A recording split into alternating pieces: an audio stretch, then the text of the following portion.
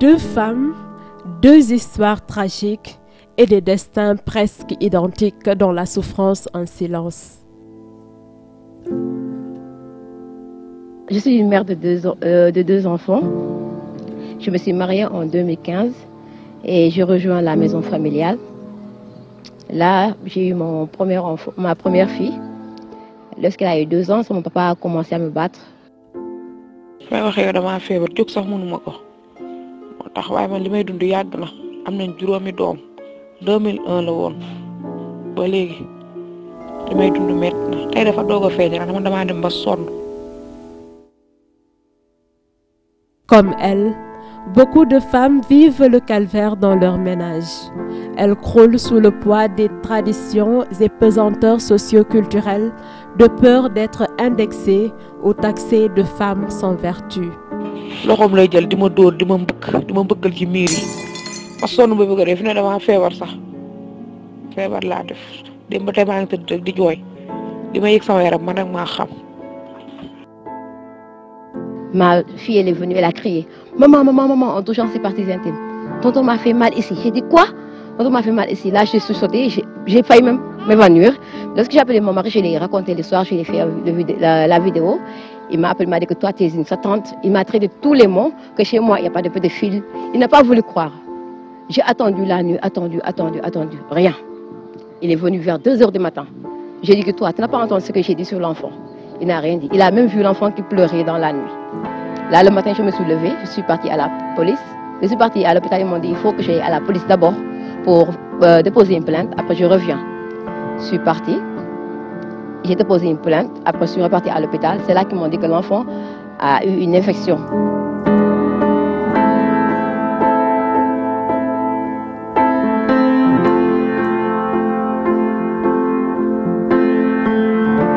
Je ne sais pas comment expliquer ça.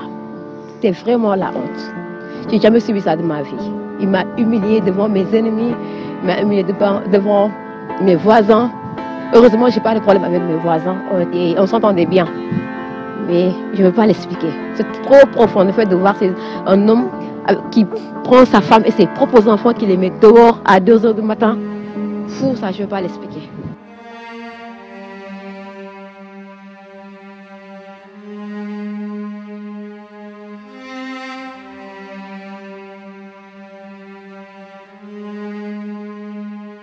Des hommes aussi subissent l'horreur dans leur couple, mais à cause de la complexité de ce sujet, jugé très tabou au Sénégal, ils souffrent en silence en voulant respecter les valeurs telles que le mougne, le djom, le kersa. Les violences sont partagées. Pourquoi les femmes ont plus d'aura de parler de leurs problèmes, les femmes battues, les femmes agressées et tout, mais les hommes sont agressés aussi dans leur foyer, dans leur vie quotidienne.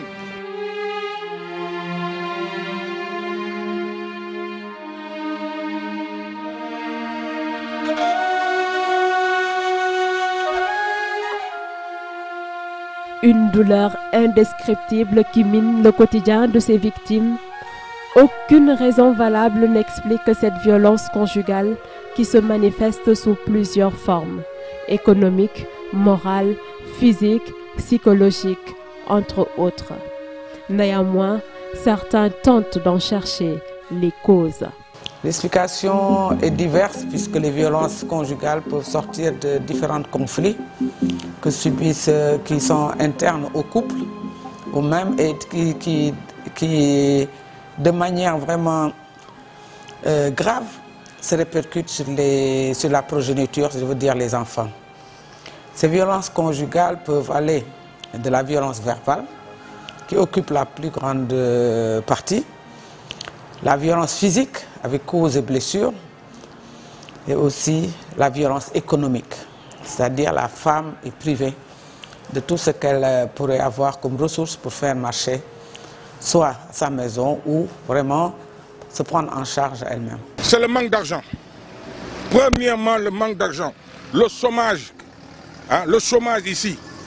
Hein, le sans-emploi. Attends, quand je dis chômage, c'est celui qui a chômé et qui qui a perdu son emploi. Une cause très importante, ce sont les hommes qui usent de la drogue.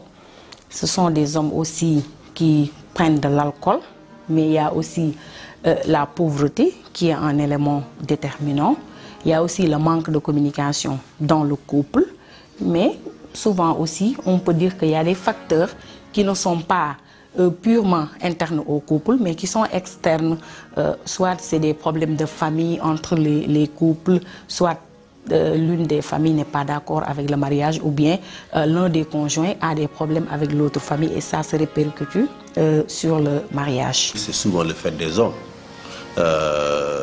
C'est un mal universel. Ce n'est pas spécifique à un pays, ce n'est pas spécifique à une religion, à une culture. C'est dans tous les pays du monde, dans toutes les cultures, dans toutes les religions qu'on retrouve ce mal qui est dû aux relations de domination qui existent entre les hommes et les femmes depuis la nuit des temps. Et malheureusement, beaucoup de personnes perdent leur vie chaque année du fait de ces violences. Il y a même un mot qui a été forgé, le féminicide, pour caractériser l'ampleur du phénomène que certains pays ont choisi de combattre par des lois, par la sensibilisation, par la mise en place des systèmes et des mécanismes. D'autres pays, malheureusement, ne font pas grand-chose. Tu amènes une femme chez toi, au lieu de lui donner à manger ou bien de faire tout ce que... La première chose qu'ils font d'abord, c'est d'aller les laisser à la maison, aller chercher d'autres filles et tout ça. Tout ça, tu supportes. Et quand ils reviennent, ils veulent te donner encore des coups, des blessures, je ne sais pas quoi. Il est temps qu'on arrête ces choses-là. Ah, peut-être lolu, peut-être amna yo xamné affaire agression yo peut-être affaire firang la wala affaire yo xamné peut-être def nga ko lu ko naxari mu door la fofu wala door nga dé wala yoy yep yoy dina mëna am.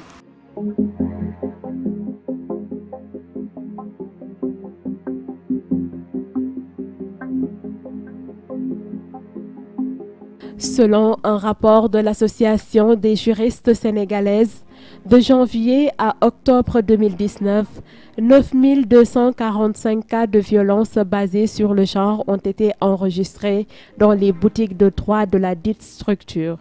Des chiffres qui ont poussé psychologues et sociologues à se pencher sur le phénomène qui prend des proportions inquiétantes dans la société sénégalaise.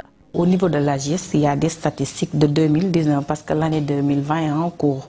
Donc pour 2019, je peux dire que sur 100 cas reçus au niveau des boutiques de droit, les 70 sont des violences basées sur le genre, surtout des violences conjugales exercées sur les femmes de différentes natures, des violences économiques, des violences physiques, des violences sexuelles, des violences psychologiques et morales. Au niveau du ministère, nous avons en charge toutes les violences. Cependant, il a été démontré dans les statistiques, dans les recherches, dans les enquêtes, que les violences conjugales prennent plus de 55% du total des violences, pour vous dire cette ampleur.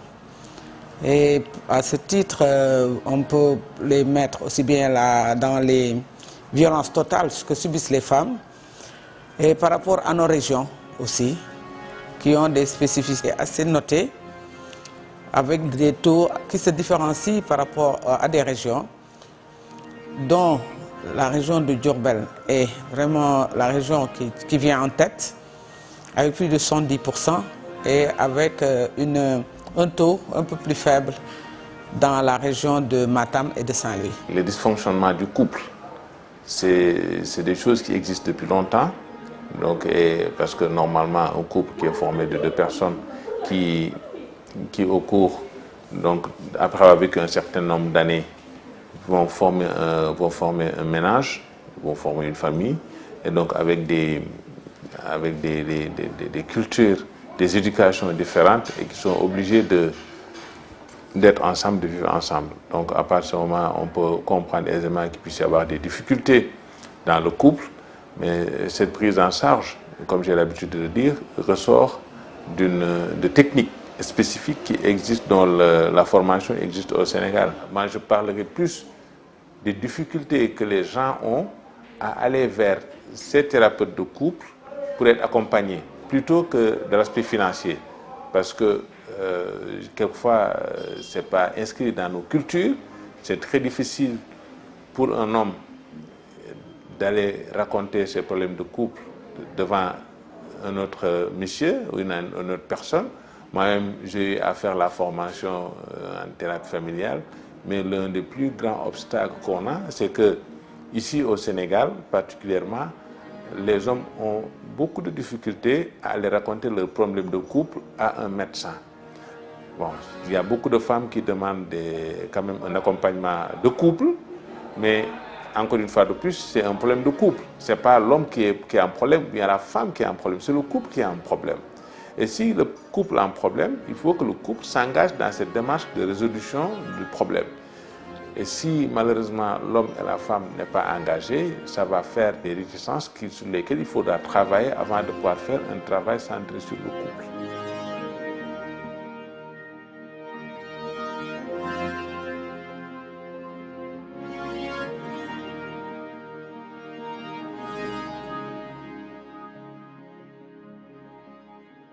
En plus des pesanteurs socio-culturelles, la responsabilité des parents, des familles et de l'entourage est indexée.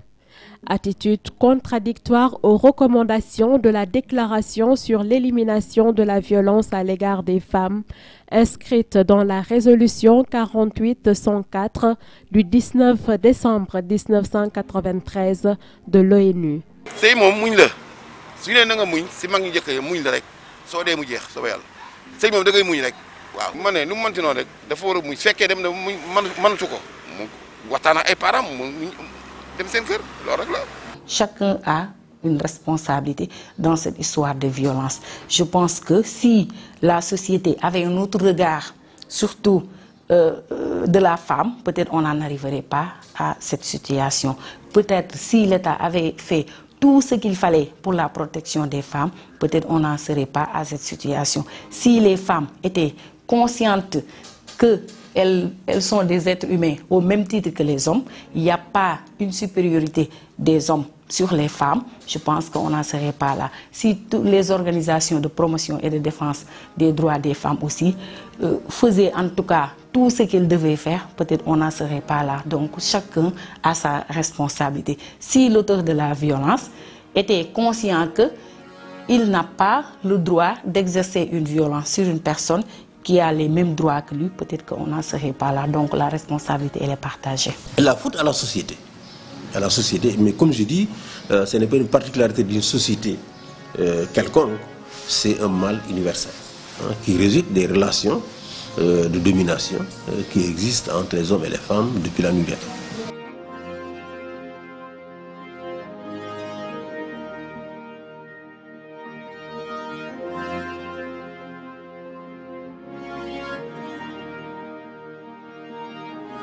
Des voix se sont élevées pour dire stop, plus de violence basée sur le genre.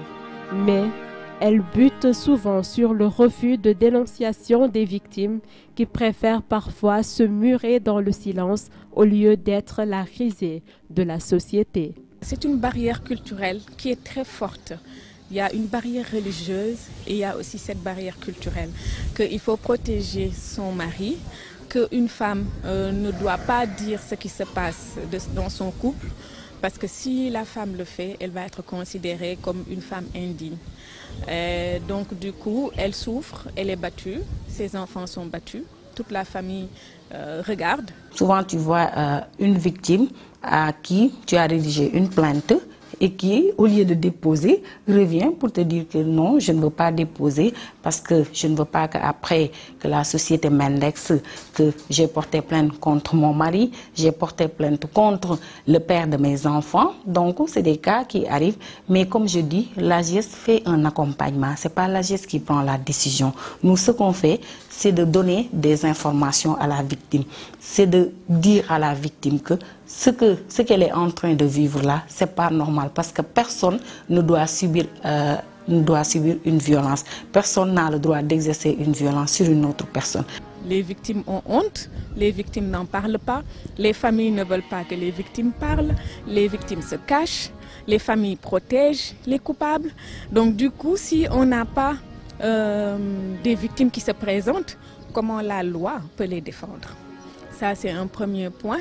Deuxièmement, le problème de méconnaissance des lois de la part des victimes aussi pose un grand souci dans la tentative de réduire les violences faites aux femmes et aux enfants ici au Sénégal, dans la mesure où la victime se dit la loi prend trop de temps à réagir. Ou bien, même si elle entame des démarches, ça se limite à une plainte. Et si la gendarmerie se pointe chez la femme et chez le couple, ça augmente les tensions et ça devient très très difficile pour les femmes de vivre dans ces situations et ça augmente le niveau de violence qu'elles sont en train de vivre.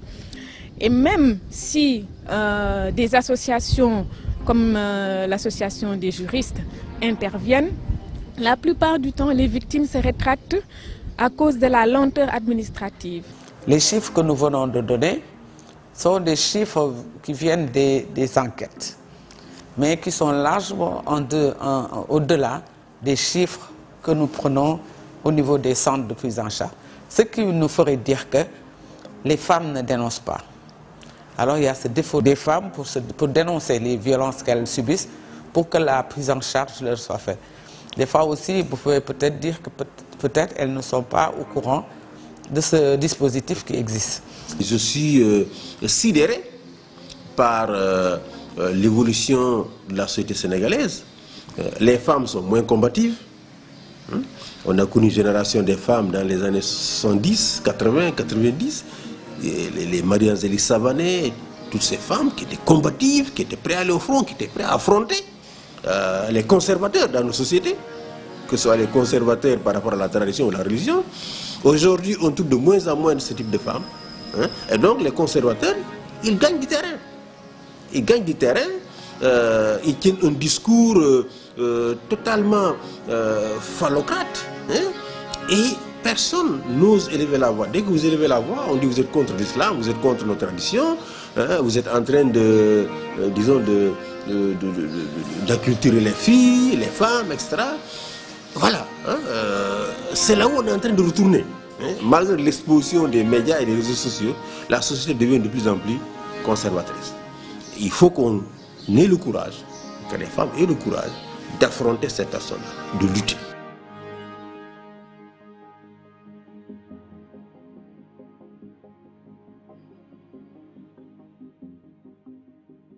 Et pourtant, les religions révélées bannissent la brutalité dans le couple. L'Église évoque le droit canon pour dénoncer cette violence, tandis que l'islam se réfère aux sourates du Saint-Coran. Il est clair que ce qu'en dit l'Église catholique, quand on se base sur la Bible et particulièrement sur la lettre aux Éphésiens au chapitre 5 à partir du verset 21, où l'apôtre Paul donc éveille l'attention du couple, il y est clairement dit pour chacun des conjoints ce qui est de son devoir et ce qui est de ses prérogatives. On rappellera dans cette lettre aux Éphésiens d'ailleurs que le mari est chef de sa femme. Cela se dit d'ailleurs par le maire à l'occasion du mariage. Cependant, il ne s'agit pas d'une domination, j'allais dire, outrancière ou d'une dictature, mais il s'agit d'une saine domination, surtout dans la suite des versets où l'apôtre souligne que le mari doit être comme Jésus-Christ pour l'Église. Et c'est Jésus-Christ a donné sa vie pour l'Église et que donc par conséquent, il faudrait également que le mari puisse être quelqu'un qui puisse aller même jusqu'au sacrifice de lui-même, le sacrifice de sa vie pour le bien-être de sa femme. Cela dit clairement que l'Église ne se range pas aux côtés de ceux qui donc font subir ces violences conjugales à leurs conjoints. L'islam n'aime pas la violence, toutes ses formes. L'islam n'aime pas la violence, que ce soit la violence conjugale, que ce soit la violence entre père et enfant, que ce soit la violence entre collègues, que ce soit la violence entre même voisins. L'islam est contre. D'ailleurs, même l'islam nous demande de nous saluer chaque matin pour dire assalam. Donc quand on dit assalam, c'est la paix. Donc l'islam n'aime pas la violence. Et maintenant, quand il s'agit de la violence conjugale, ça aussi c'est autre chose. Parce que même le jour où les deux, c'est-à-dire la fille et le garçon décident de s'unir, décident d'être ensemble pour le restant de leur vie, devant l'imam leur dira que Imsakum bi ma'ruf aw tasrihun bi ihsan. C'est-à-dire que vous soyez en paix, vous vivez en paix. Et si vous ne pouvez pas vivre en paix, vous vous séparez en paix. Donc, même tout au début, c'est l'imam qui dit ça. Donc, dans aucune manière, en aucun cas, l'imam ne dira qu'il faut violenter la femme. L'islam non plus n'a pas dit ça. Le prophète également ne l'a jamais dit. Et comme le Coran a dit que le meilleur exemple pour nous musulmans, c'est le prophète n'a jamais battu sa femme. Il faut dire que la violence conjugale en elle-même est en contradiction totale avec le plan de Dieu. Dieu n'aime pas la violence et Dieu n'aime pas ce qui est violent. Autant avec le plan de Dieu qu'avec la famille également. Le livre de la Genèse, au chapitre 1 et 2, justement, détermine la création de l'homme et de la femme. Et Dieu dit qu'il est bon de faire à l'homme une compagne qui lui soit semblable. Et plus loin, il dira, allez, multipliez-vous, dominez la terre. Et le verset dira, voilà pourquoi l'homme quitte son père et sa mère, s'attachant à sa femme pour fonder une seule chair. Alors, en ce moment-là, revenons encore au verset, au chapitre 5, à partir du verset 21 de la lettre aux Éphésiens, où justement, l'homme est appelé à considérer la femme comme sa propre chair. Alors, sa propre chair, on ne la violente pas.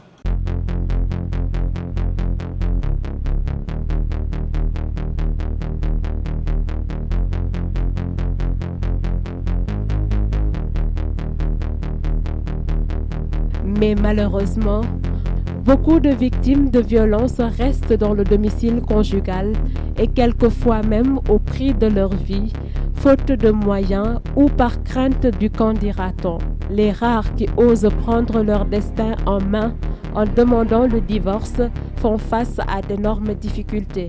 Elles sont parfois aidées dans leur quête de survie par certaines associations qui mènent un combat farouche pour leur réinsertion. Je me suis battue comme une guerre. Je n'ai pas eu le soutien de ma famille. Il n'y avait que Dédé qui était là, c'est elle qui me soutenait. J'ai souffert en ce moment. J'ai un problème par rapport à mon loyer. Parce que là, je ne travaille plus, je dois m'occuper de mes enfants. Il y a aussi l'école de mes enfants. Mon mari, le mois de novembre, il ne m'a pas versé. Il m'a versé que à partir de janvier. Décembre, il a versé les 100 000 francs qu'on lui avait dit. Mais à partir de janvier, il a versé que 50 000 francs. J'ai fait tout mon peu. J'ai appelé tous les gens que je pensais qu'ils pouvaient lui parler, mais rien du tout. J'ai négocié avec lui, mais rien. En ce moment, avec cette pandémie-là, j'ai que demi-sac de riz et 1 litre d'huile. Là, j'ai besoin qu'on me mette franchement sur mon loyer et le colis des enfants. Si quelqu'un aussi a de la nourriture, s'il peut m'aider aussi, qu'il me mette. Parce que là, je souffre et trouver du travail en ce moment, c'est trop difficile. J'avais vendu ma télé et mon frigo et certains bijoux que j'avais pour commencer, pour faire une petite commerce. Mais là, les gens ne m'ont pas payé. Alors, Amnesty a beaucoup travaillé sur cette question. Nous avions mené dans les années 2006 une campagne mondiale contre les violences faites aux femmes qui nous a permis de pousser, de mettre cette question dans l'agenda des Nations Unies, dans l'agenda de l'Union africaine. Il y a eu beaucoup de personnes qui ont été désignées par les Nations Unies pour surveiller la situation des violences faites aux femmes dans le monde, des rapporteurs spéciaux comme on les appelle, au niveau du Conseil des droits de l'homme, au niveau de la Commission africaine des droits de l'homme. On a désigné des rapporteurs spéciaux qui s'occupent, n'est-ce pas, de la question des violences faites aux femmes. Au niveau national, nous faisons beaucoup de travail de sensibilisation, de formation. Nous avons en ce moment un projet qui est présent dans 10 régions sur les 14 du Sénégal, où nous travaillons avec les communautés, les jeunes, les femmes, les chefs coutumiers, pour sensibiliser la société contre les violences faites aux femmes. Les violences faites aux femmes, évidemment, ce n'est pas seulement les coups et blessures, c'est aussi toutes ces pratiques traditionnelles néfastes, comme les mutilations génitales féminines, comme le mariage forcé, comme le mariage précoce, sont tous des formes de violence faites aux femmes. Donc c'est l'ensemble de ces formes-là que nous prenons en charge dans le cadre de ce projet qui dure maintenant depuis 3 ans. Oui, si on voit que maintenant, dans l'espace public, le débat sur les violences est très présent. Là, je pense que la GIES y a joué un rôle très important parce que de plus en plus, on a constaté que les femmes osent dénoncer maintenant ces violences conjugales parce qu'elles savent que la GIES est là, derrière elles, pour pouvoir les appuyer, pour pouvoir les accompagner, pour pouvoir les assister. Ce qui fait qu'on a un taux important de fréquentation des boutiques de droit.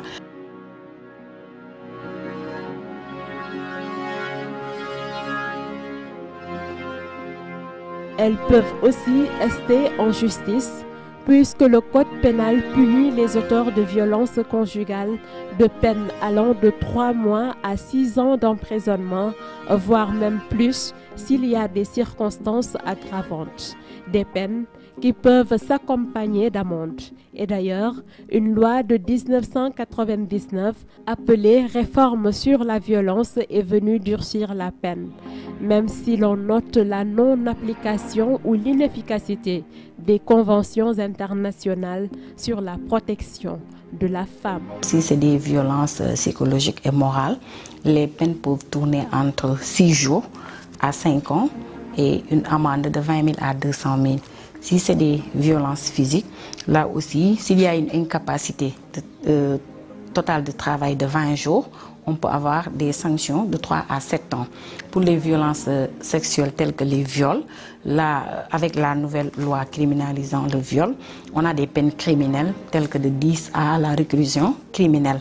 Donc, il y a d'autres sanctions comme des amendes que la personne peut appeler à être versée. Le corpus juridique, il existe. Mais comme j'ai dit, ce sont les gens chargés de l'appliquer. Lorsque vous subissez une violence en tant que femme, et votre premier porte d'entrée à la justice, c'est un commissariat de police ou une brigade de gendarmerie. C'est rarement le parquet. Et là, les personnes que vous trouvez sur place, c'est généralement des hommes. Généralement des hommes, et vous avez toutes les chances de rencontrer des hommes qui sont des masochistes, des hommes qui sont des misogynes et qui eux-mêmes pensent que ces pratiques-là, ce sont des pratiques normales. Donc qui ne vont pas très bien vous recevoir ou qui ne vont pas donner à l'enquête tout le sérieux qu'il faut. Nous, ce que nous disons toujours aux femmes, c'est qu'avant même d'aller à la police, allez-y voir un médecin pour vous faire établir un certificat médical, si vous êtes blessé. Sur un certificat médical, le policier ou l'officier de police judiciaire qui vous entend ne peut plus rien. Donc, il est obligé, justement, d'instruire votre affaire et de saisir le parquet. Malheureusement, comme je le disais tout à l'heure, souvent, les violences dans certaines localités ne sont pas dénoncées parce qu'ils privilégient la médiation, ils privilégient le règlement à l'amiable, ce qui fait que les juridictions parfois n'ont pas de matière dans ce domaine. Toutes les conventions de droits humains qui protègent la personne humaine contre la violence. Pour les femmes, il y a une convention spécifique, c'est la convention contre toutes les formes de discrimination à l'égard des femmes. Donc, les traités internationaux existent, les lois au Sénégal qui punissent les violences existent, même si elles ne sont peut-être pas très adaptées, mais c'est une question de volonté politique. Il faut que la société soit prête à combattre les violences faites aux femmes. Le Sénégal les respecte, parce que je pense que c'est toutes les conventions, je pense que c'est le pays qui est interpellé. Et je pense que jusqu'à présent, nous n'avons pas eu un problème dans ce sens. Nous les respectons et non seulement les respectons, mais nous faisons tout pour que la mise en œuvre soit parfaite. Oui, il y a plusieurs conventions, plusieurs protocoles sur la protection des femmes, des filles, mais notamment des femmes. Je peux citer la Convention sur l'élimination de toutes les formes de discrimination à l'égard des femmes, que le Sénégal a ratifiée depuis 1981. Je peux parler de la Convention, comment ça s'appelle, du protocole de Maputo. Beaucoup de conventions, même au plan national, il y a des textes. Je peux citer la loi 99 du 29 janvier, 05 du 29 janvier 1999, qui est revenue surtout sur les violences conjugales. Elles sont appliquées, mais pas de manière totale, c'est-à-dire de manière partielle, elles sont appliquées. Il y a des transpositions, il y a des lois nationales qui se basent sur ces conventions-là pour pouvoir être appliquées. Mais il reste beaucoup de choses à faire, il faut le reconnaître. Au Sénégal, le ministère de la Femme, de la Famille et de l'Enfant, à travers le programme Violence basée sur le genre de la direction de la famille, veut éradiquer définitivement le fléau. En 2015, il a travaillé sur un plan d'action. Plan d'action visé à 3 niveaux, c'est-à-dire pour voir l'aspect réglementaire et législatif, c'est-à-dire par rapport aux lois pour protéger. Je pense que là, le Sénégal a réussi en fait par rapport au viol et à la pédophilie. Ça, bon, certainement, le contexte de Covid n'a pas permis qu'on puisse vraiment encore plus communiquer, mais pour vous dire que ce n'est que peut-être, c'est en bonne marche, avec la traduction en langue nationale et aussi la vulgarisation. L'autre côté aussi, je l'ai dit tout à l'heure, c'est le renforcement de capacité des acteurs. Ça aussi, ça a été bien fait. Nous avons les procédures opérationnelles standards de prise en charge et le paquet de services essentiels.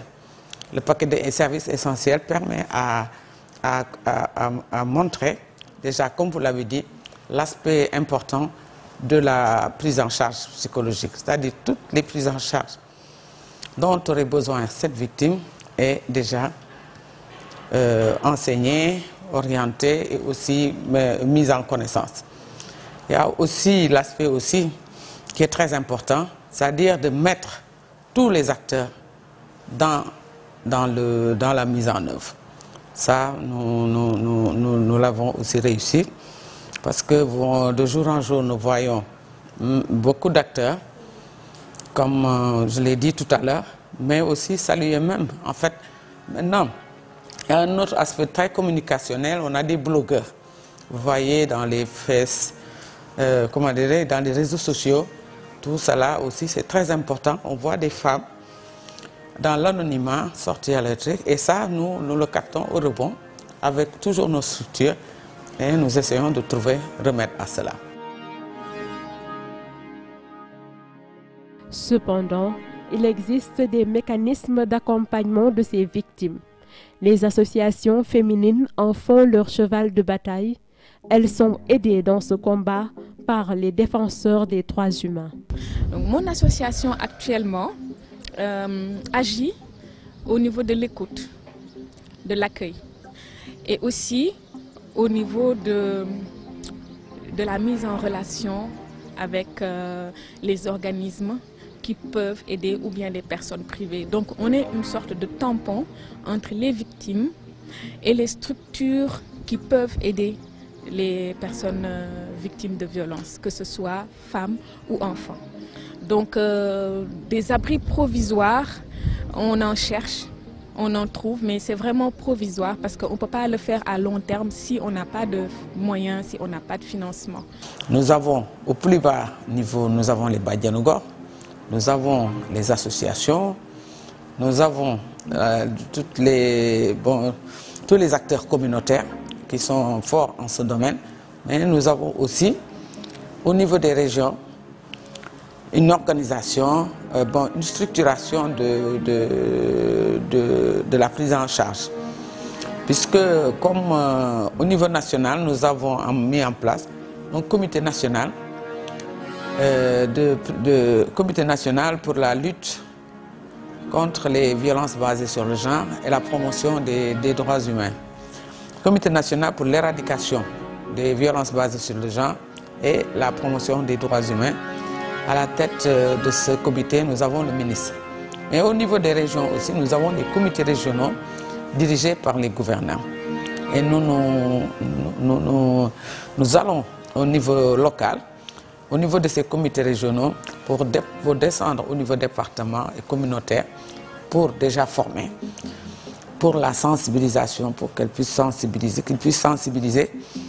en montrant le chemin à suivre, si je peux l'appeler ainsi, pour que les femmes soient édifiées que si elles sont victimes de violences, qu'elles puissent aller dans tel centre pour être prises en charge. Mais il est aussi capital de aussi faire savoir qu'au niveau de la police, qui est un centre où la personne se tourne, surtout en cas de violence physique, Et là, nous avons, en collaboration avec le ministère de l'Intérieur et nos partenaires, formé ce personnel de la police à l'accueil, la prise en charge. Parce qu'il faudrait aussi mettre la victime en confiance pour qu'elle puisse au moins parler librement et aussi qu'elle puisse aussi sortir d'elle ce qu'elle a dit. Et là aussi, je pense que la police l'a tellement bien réussi qu'au niveau de certains postes de police, nous avons des bureaux spécialement dédiés à ce genre de dossier. On essaie de la rassurer, de lui montrer qu'elle n'est coupable de rien. Elle est victime dans l'histoire. Donc on la met à l'aise, mais on l'accompagne du point de vue juridique, c'est-à-dire en commençant par la rédaction de plaintes à déposer. Mais s'il y a une autre procédure aussi, l'AGS accompagne la victime. Au niveau du pénal, quand au tribunal, elle a besoin d'être représentée, là aussi, l'AGS lui commet un avocat et c'est de manière gratuite. Le certificat médical est pris en charge totalement par l'AGS avec ses partenaires au niveau sanitaire. Après cette prise en charge, il y a un suivi psychologique à faire avec la victime de violence, là aussi avec nos partenaires qui nous appuient dans le suivi psychologique. On réfère la personne vers ces structures-là et après ça, nous essayons de maintenir la personne dans la dynamique de se retrouver, dans la dynamique de continuer ce qu'elle était en train de faire, dans la dynamique de ne pas se laisser faire, dans la dynamique de savoir que on peut tomber, mais il faut quand même essayer de se relever. Et ça, c'est à différents niveaux qu'on le fait. Le côté prise en charge psychologique est tellement important. Il y a des centres qui le font. Il y a des privés qui le font. Et même par rapport à notre projet, nous nous sommes approchés de House of Hope qui le fait, avec aussi bien des Sénégalais que des étrangers. Mais vous me direz que est-ce que cela suffit, vu le nombre de psychologues que nous avons, qui n'est pas tellement important. Mais il y a aussi les assistants psychologues qui sont sortis de l'école des assistants sociaux qui peuvent mettre, que nous pouvons mettre aussi à contribution. Quand il y a une éclosion familiale, il n'y a pas de gagnant. Tout le monde est perdant. L'homme souffre, la femme souffre, les enfants souffrent. Donc, à partir du moment, je pense que tout le monde a besoin d'être suivi. Un couple, par essence, c'est une union avec un objectif qui est bien défini. Le fait de rompre cette union, c'est un échec qui entraîne de facto la nécessité de travailler sur le deuil du couple, le deuil de l'idéal du couple. Donc à partir de ce moment, il faudrait accompagner les deux personnes, autant l'homme que la femme, et même peut-être quelquefois par ricochet les enfants qui sont au milieu. Donc je pense qu'il faut cette approche, et même peut-être quelquefois, c'est au décours de rupture de couple, le fait de consulter un thérapeute de couple peut amener le couple à se refaire et à repartir sur de nouvelles bases. En tout cas, moi, ce que je vois, c'est plus l'implication de l'un ou de l'autre des membres du couple qui peut amener à une meilleure situation, à un meilleur vécu dans le couple.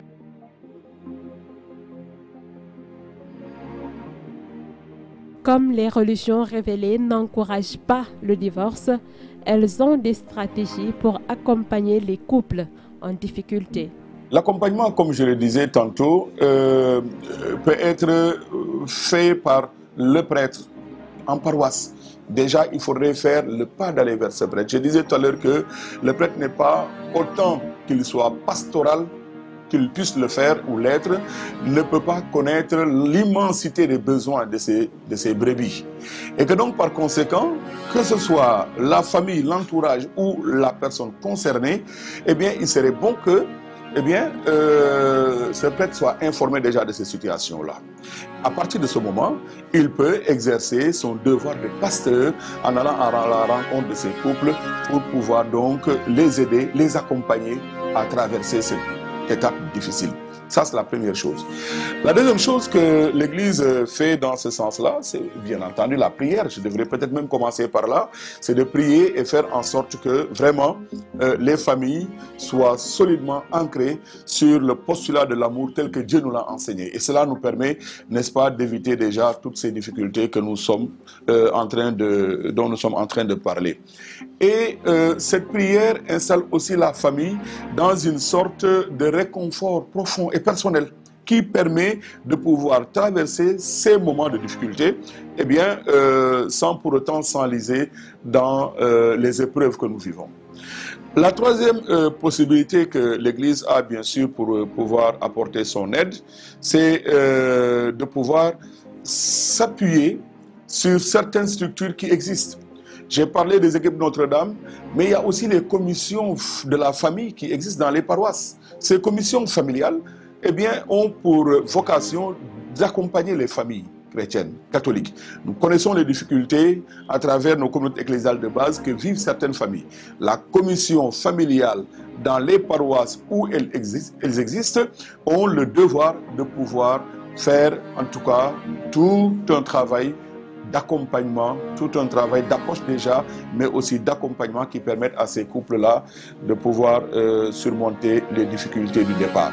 Et en dernier ressort, ce qui incombe au curé, eh bien, il y a l'instruction en ce qui concerne la séparation, n'est-ce pas, avec maintien du lien, que le curé doit instruire si l'un des conjoints a à approcher le pasteur pour lui demander donc cette instruction qu'il doit référer au tribunal et à travers le tribunal donc à l'ordinaire du lieu qui donne justement la décision de séparation. Cela permet, à mon avis, de pouvoir déjà anticiper sur toutes les difficultés qui peuvent arriver, mais surtout le plus important, d'accompagner le couple pour qu'il puisse échapper justement à la séparation qui est l'étape ultime. Quand deux personnes vivent ensemble et en paix, et un jour, ils ont des problèmes, la meilleure façon, c'est de rester calme, mais également de chercher des soutiens. Même le Coran a dit فَبْعَثُوا حَكَمًا مِنْ أَهْلِهِ وَحَكَمًا مِنْ أَهْلِهَا إِنْ يُرِيدَا إِصْلَاحًا يُوَفِّقِ اللَّهُ بَيْنَهُمَا. Le Coran a dit, donc si vous avez des problèmes, vous envoyez chercher un représentant, un sage de chaque famille, donc soit le père, l'oncle ou en tout cas une personne très sage de chaque côté, et ces personnes viennent à la maison discuter avec le couple. Maintenant, et le Coran a dit in yurida islahan. Si ces deux personnes qu'on a appelées sont sages et qu'ils veulent régler le problème va être résolu. Et si d'après l'islam, selon l'islam, si on règle un problème, si moi j'ai tort, le Coran a dit il faut qu'on me dise que tu as tort. Et il ne faut jamais répéter ça. Donc si j'ai tort, qu'on me le dit, donc voilà, le problème va être réglé.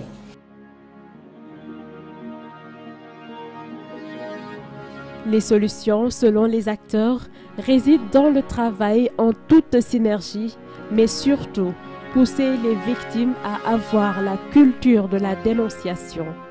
Au Sénégal, le ministère en charge de la question compte augmenter les centres d'accueil pour accompagner les victimes. Premièrement, qu'on ait des lois beaucoup plus sévères. Deuxièmement, que les autorités judiciaires puissent avoir le pouvoir d'agir directement. Troisièmement, que la société change de mentalité. Ça va prendre beaucoup de temps parce qu'il faudrait plus que les voisins se disent ce n'est pas mon problème. Il faudrait que les familles arrêtent de dire il faut rester pour préserver la dignité de tes enfants ou la dignité de ta famille, qu'il faut rester parce que si tu ne restes pas, tu n'auras pas un enfant béni, tu n'auras pas un enfant qui va avoir du succès dans la vie. Donc ce sont ces choses-là qu'il faudrait dont on se sépare. Il faut que l'État prenne conscience de cela et essayer de faire en sorte que ceux qui mènent les enquêtes, ceux qui jugent, soient également constitués de femmes, mais qu'au niveau de la société, qu'on ne tolère plus ces violences, qu'on ne les tolère plus. Parce que malheureusement, dans nos sociétés, ces violences sont tolérées, sont même justifiées. Il y a beaucoup de femmes qui sont battues, on les encourage à rester dans le foyer, les familles les ramènent dans le foyer et au bout du compte, on aboutit à des tragédies. Les femmes ont certainement fait des bonds dans leur évolution jusqu'à être autonomes, mais cet aspect d'autonomisation aussi, de non-autonomisation est aussi un aspect qui ne les renforce pas dans vraiment cette lutte.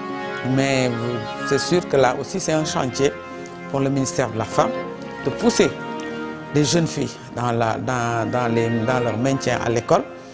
Et aussi, dès que peut-être cette voie-là n'est pas bien suivie, d'essayer de voir comment leur donner un métier pour qu'elles puissent se prendre en charge et être autonomes. Au-delà aussi, il est bon aussi qu'il y ait des espaces, où on parle de la femme, du genre. Il faut l'harmonisation.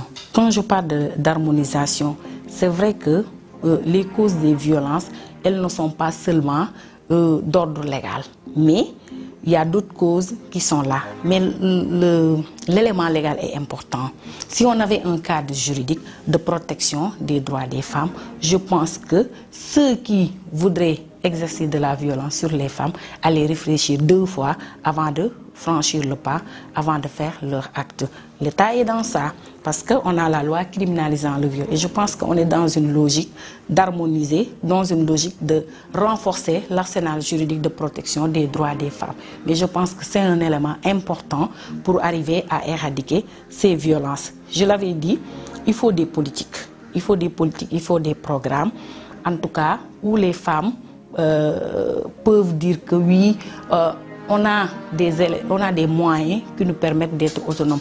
On a des moyens qui nous permettent de comprendre que nous, femmes, on doit participer à notre développement. Nous, femmes, on ne doit pas se laisser faire. Nous, femmes, on ne doit pas subir les violences. Que si mon mari me bat, je sais que je peux quitter la maison parce que j'aurai quelque chose qui me permettrait d'avancer, de ne pas subir ces violences-là. Donc c'est important. Mais nous, société aussi, on a notre rôle à jouer. Il faut qu'on arrête quand même de reléguer la femme au second plan. C'est comme si les différentes violences que subissent les femmes sont normales, sont légales. Même quand une femme est victime de violence, c'est la femme à qui on demande pourquoi elle a subi cette violence. On ne demande pas à la personne qui lui a fait subir cette violence pourquoi tu as exercé cette violence sur la femme. Mais c'est à la femme qu'on indexe. Donc de victime, elle devient auteur. Et ça, c'est la société qui a ce regard-là. Mais c'est la société qui empêche à la femme de faire valoir ses droits. L'État doit continuer à domestiquer beaucoup de traités internationaux qu'il a ratifiés et qui malheureusement ne sont pas encore incorporés dans nos lois. Pas seulement des traités contre les violences faites aux femmes, mais des traités qui donnent aux femmes l'égalité. Et j'en ai pas cru. Voilà, là j'en ai pas, c'est trop dur pour moi. En dépit des statistiques de l'évolution du droit, les violences conjugales ont toujours cours. Au moment où nous réalisons ce reportage, beaucoup craignaient une hausse de la courbe de violence au sein des couples avec cette période de semi-confinement, mais il n'en est rien si l'on en croit l'association des juristes sénégalaises qui affirme que le phénomène est antérieur au Covid-19 et la cellule de soutien psychosocial du ministère de la Santé et de l'Action sociale du Sénégal en est convaincue. En tout état de cause, il ressort de cette enquête que l'État du Sénégal doit davantage accompagner les familles en difficulté, mais surtout porter le combat des femmes qui, le plus souvent, sont les victimes de cette violence conjugale en mettant sur place des politiques nationales efficaces de réponse aux violences basées sur le genre.